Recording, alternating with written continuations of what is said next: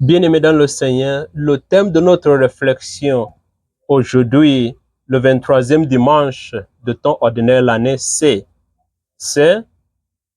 l'aventure difficile d'être chrétien. Les lectures d'aujourd'hui nous donnent la définition d'être disciple de Jésus. Je veux dire par là les implications et les exigences d'être disciple de Jésus.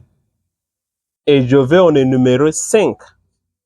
Premier, être disciple de Jésus, comme il a si bien souligné haut et clair, c'est de porter notre croix et de le suivre.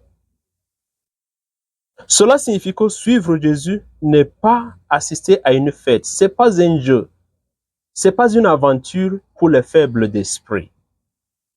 La croix pour Jésus n'est pas un poids, n'est pas une difficulté à défaire à un moment donné, mais c'est plutôt un poids qui va nous accompagner jusqu'au dernier souffle. Donc, quand Jésus nous dit de porter notre croix et de le suivre, il est en train de nous dire que pour le suivre, nous devons déjà accepter notre mort. C'est-à-dire, nous devons renoncer à nous-mêmes au prix de tout ce que nous allons trouver sur le chemin. Un ami me demande un jour, pourquoi la croix dans la suite de Jésus? Pourquoi il ne peut pas nous épargner cette croix? Alors, je lui ai répondu que la croix est une implication obligatoire à la suite de Jésus. C'est-à-dire que la croix et la suite de Jésus sont intrinsèquement liées. On ne peut pas les séparer. C'est comme quelqu'un qui veut marcher ou bien qui veut courir, mais qui veut nier la friction. Non. Si nous voulons marcher ou courir, on doit avoir une surface sur laquelle nous devons marcher. La croix, c'est toutes les difficultés et les persécutions que nous allons rencontrer dans la suite de Jésus. Deuxième, suivre Jésus, c'est aussi se retirer de tout ce qui mettra Jésus au deuxième rang dans notre échelle de valeurs, de notre échelle d'amour. Si Jésus a cité l'amour des parents, de mari, de femmes, de frères et sœurs, c'est parce qu'il sait que ce sont les gens qui nous sont très chers. Donc, en disant cela, il ne nous invite pas de les détester, non.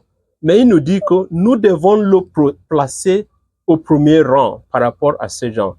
Cela voudrait dire qu'il demande notre allégeance totale à lui. Et la raison est très simple.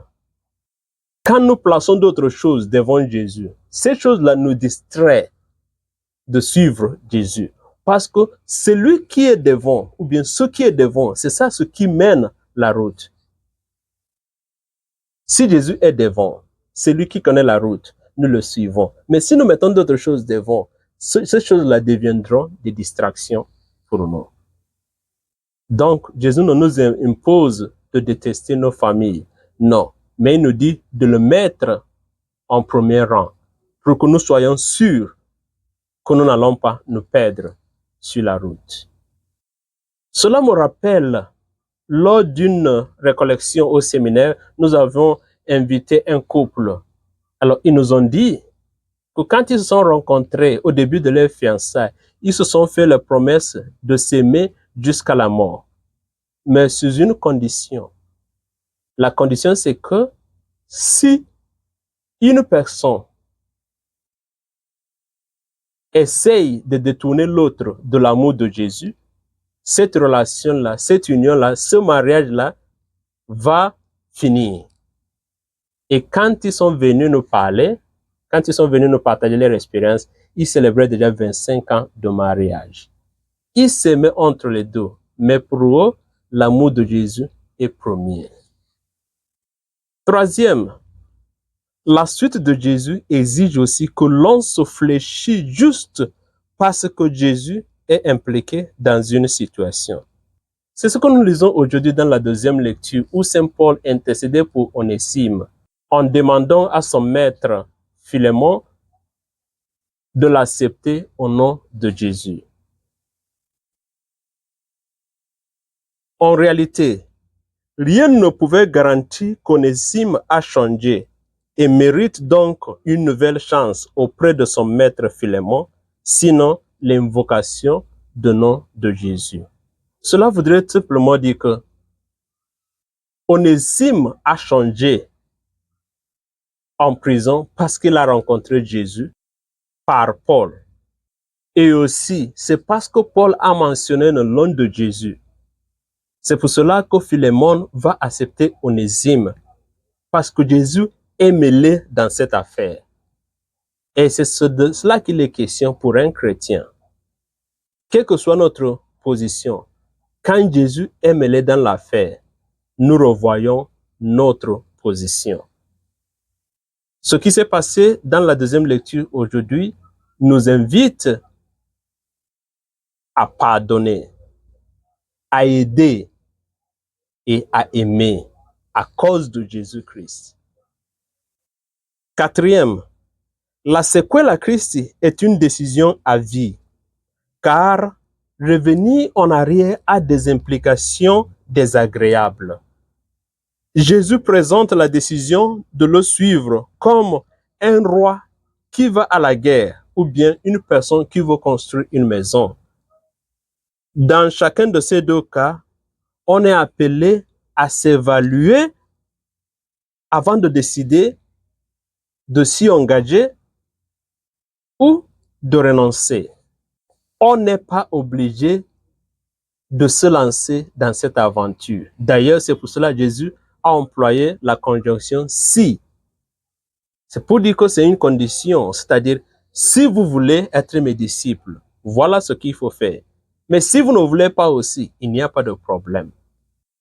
Il faut peser les distractions et les contraintes et prendre une décision définitive, car revenir en arrière, c'est se faire un objet de moquerie par le monde et par notre ennemi commun, c'est-à-dire le diable. Si nous revenons en arrière, le diable va jouer avec nous. Il va se moquer de nous. Cinquième, être chrétien, c'est enfin s'abandonner totalement et faire confiance à Dieu. C'est ce que nous lisons aujourd'hui dans la première lecture. Le livre de la sagesse affirme que personne ne pourrait connaître la pensée du Seigneur ou bien être son conseiller.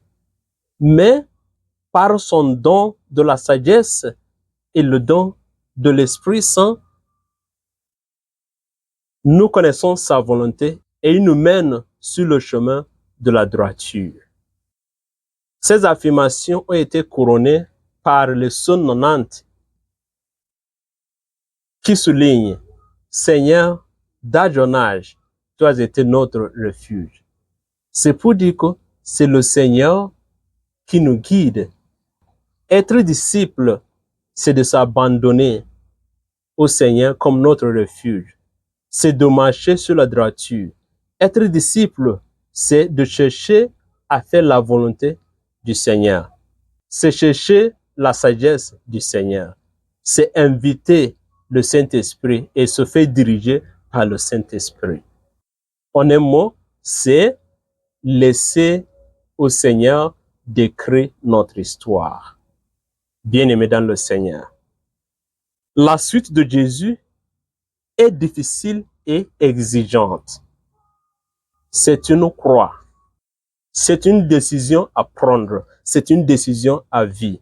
Mais une chose est sûre. Si nous tenons bon, si nous portons notre croix, si nous mourons avec Jésus, avec lui, nous ressusciterons. Avec lui, nous serons glorifiés.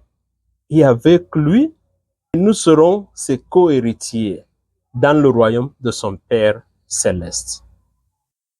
Prions au Seigneur que le poids de la croix ne nous empêche pas de prendre cette décision de suivre Jésus. Que Dieu nous donne la grâce, le courage et la force de porter notre croix et de suivre Jésus chaque jour de notre vie. La question est très simple. Avez-vous décidé de prendre votre croix à la suite de Jésus? Ou bien avez-vous rejeté cette croix? Que le Seigneur bénisse sa parole dans notre cœur. Au nom du Père et du Fils et du Saint-Esprit. Amen.